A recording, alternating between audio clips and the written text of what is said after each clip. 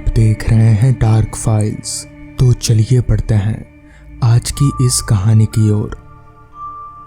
दिसंबर का महीना मेरे लिए थोड़ा मुश्किलों भरा होता है। दिन छोटे होने की वजह से स्कूल से घर लौटते समय रास्ते में ही अंधेरा हो जाता है।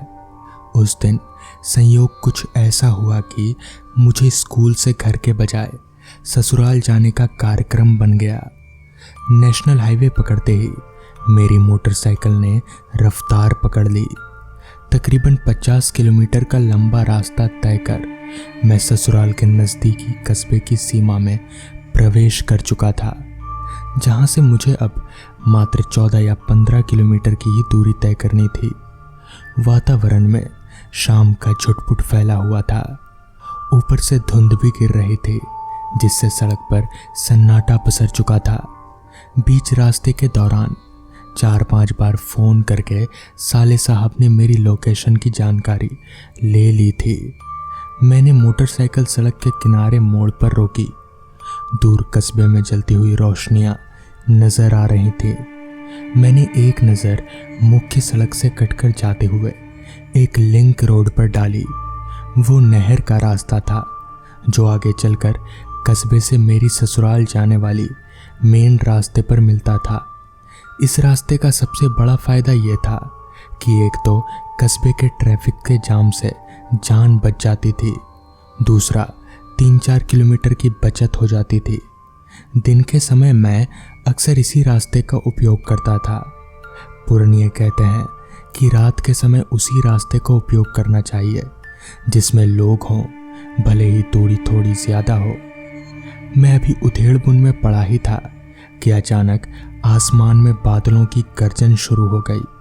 साथ ही चेहरे पर कुछ 1-2 बूंदें भी टकराईं। बारिश आनी महज वक्त की बात थी। मैंने मन को कड़ा किया और लिंक रोड पकड़ लिया। महज 6 किलोमीटर की ही तो बात है, फिर मेन सड़क से तो मिल ही जानी थी। बामुश्किल 5-7 मिनट गुजरे होंगे कि हल्की हल्की बारिश की बूंदें पड़ने लगीं। मैंने मोटरसाइकिल रोककर डिक्की से रेनकोट निकाला और पहनने लगा।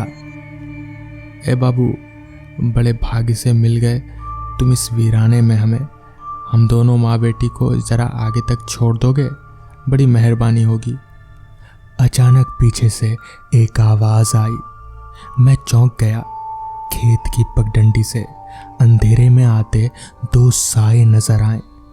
इस तन्हाई में आदमजात को महसूस करके मेरे मन को थोड़ा हिम्मत मिला। कहाँ जाना है काकी? और इस अंधियारी रात में आप दोनों क्या कर रहे हैं यहाँ पर? मैंने बूढ़ी महिला से पूछा, जिसके हाथ में बड़े बड़े 2 थैले लटके हुए थे। उसके साथ एक जवान लड़की थी जो संभवतः उसकी बेटी रही होगी। यहीं बगल में चर्च है, आपने देखा ही होगा। हम दोनों फादर से मिलने आए थे। मेरी बेटी बीमार चल रही है ना, उसी को दिखाना था, महिला ने कहा। पर एक मोटरसाइकिल में आप दोनों को लेकर जाने में दिक्कत होगी, ऊपर से रात का वक्त है। मैंने थोड़ा हिचकिचाते हुए कहा, कोई बात नहीं बेटा, आप बस मेरी बेटी को आगे वाली पुलिया पर छोड़ देना, वहाँ इसके बाबू आए होंगे, तब तक मैं पीछे से आती हूँ। तभी मेरे मोबाइल की रिंग बजी। साले साहब ने तीसरी बार फ़ोन लगाया था, जो मेरे उठाने से पहले ही कट गया था। उफ, अब ये रास्ता तय करूं कि फ़ोन उठाऊं। झुंझलाते हुए मैंने फ़ोन काट दिया। फ़ोन उठा लो बेटा, क्या पता कोई ज़रूरी बात करनी हो, महिला ने कहा। अरे कुछ नहीं काकी, बस यही पूछना होगा कि मैं कहाँ तक पहुँचा। आपका अनुमान सही है, रात घिर रही है। बात करने से बेहतर होगा कि आप आगे का रास्ता तय कर लें। पहली बार लड़की ने मुंह खोला। मोटरसाइकिल अपनी पूरी रफ्तार से भागी जा रही थी। लड़की ने मुझे पीछे से कसकर पकड़ लिया था। मैं अचकचाया। या तो वो निपट अनाड़ी थी जिसे मोटरसाइकिल पर बैठने का कोई अनुभव नहीं था, या फिर उसे अभी दीन दुनिया की कोई समझ नहीं थी। लड़की जो कि मुझसे ज़रूरत से ज़्यादा लिपटी जा रही थी, उसका खुद से ध्यान हटाने के लिए मैंने उसका नाम पूछा। जूली नाम है मेरा। फिर एक बार जो उसने बोलना शुरू किया तो बेतकल्लुफी से बोलती चली गई। मैं चुपचाप सुनता जा रहा था। इसी बीच फ़ोन की घंटी बजे जा रही थी, जो शायद साले साहब की ही थी। बस वो जो सामने पुल दिख रहा है ना, वहीं रोक दीजिए। लड़की ने पीछे से मेरे कंधों को दबाया। पर यहाँ तो तुम्हारे बाबूजी नहीं है, अकेले कैसे जाओगी घर? लड़की मोटरसाइकिल से उतर चुकी थी। मैंने फ़ोन निकाला जो अब भी बजे जा रहा था। हाँ बोलो साले साहब, क्यों तंग कर रहे हो? रास्ते में आ ही तो रहा हूँ मैं। अभी आप कहाँ हैं जीजाजी?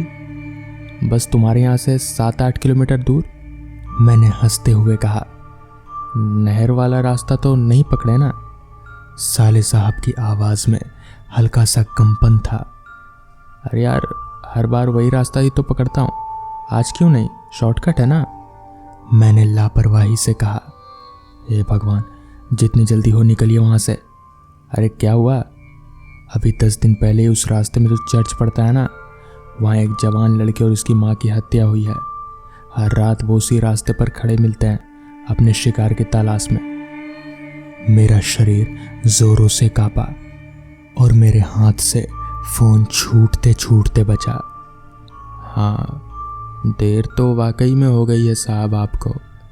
अचानक सामने खड़ी लड़की के होंठों से वहशियाना आवाज़ निकली। मैंने घबराहट से जल्दी जल्दी किक मारी और मोटरसाइकिल भगाने की असफल कोशिश करने लगा। सामने खड़ी लड़की जो अब एकदम से सीधी सादी नहीं लग रही थी, उसका चेहरा पूरी तरह से बिगड़ चुका था। उसने खड़े खड़े वहीं से एक जंप लगाई और मुझे नीचे गिराते हुए मेरी छाती पर चढ़कर बैठ गई। इतने में ही पीछे से उसकी माँ भी वहाँ पर आ धमकी। दोनों का चेहरा बहुत ही ज़्यादा भयानक था। मुझे कुछ समझ नहीं आ रहा था कि मैं क्या करूं। मैं अपने आप को तकरीबन मरा हुआ ही मान चुका था। इसीलिए तो मैं अपने खुद को बचाने की कोई कोशिश भी नहीं कर रहा था। मगर तभी पता नहीं कहाँ से वहाँ पर एक गाड़ी आ पहुँची। उस गाड़ी में 4 लड़के थे। उन लड़कों को देखते ही वो दोनों आत्माएं पता नहीं कहाँ गायब हो गईं। पता नहीं वो लड़के कौन थे, मगर उन्होंने मेरी मदद की, मुझे उठाया। फिर मैं बाइक लेकर सीधे अपने घर पहुंचा। उस दिन के बाद से मैंने वो रास्ता दिन के समय भी कभी नहीं लिया। तो दोस्तों, ये थी आज की कहानी। अगर आपको ये कहानी पसंद आई हो तो चैनल को सब्सक्राइब कर लें। तो मैं आपका दोस्त आर्यन जल्द ही मिलूँगा आपसे ऐसी ही एक कहानी के साथ।